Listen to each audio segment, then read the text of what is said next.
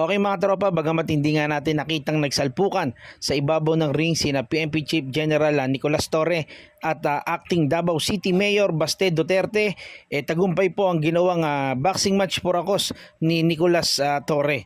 Dahil sa nilabas nga pong ulat ng GAB o ng Gaming Amusements Board, nakalikom nga po ang boxing match na ito ng 16 million, no, ngayong araw ng linggo diyan sa Rizal Memorial Stadium. At itong 16 million nga na ito ay gagamitin sa mga naapektuhan ng bagyong Krising. Nakakatuwa man pong isipin na tila mas malakas pa nga ito sa isang tunay na professional boxing event. Ang kagandahan talaga rito yung nalikom nilang 16 million pesos para nga po sa mga nasalanta ng bagyong Krising.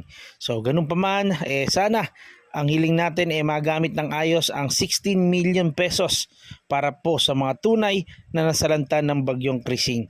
So ano nga masasabi nyo rito mga tropa? I-comment nyo na sa ating comment section at ating pag-uusapan yan.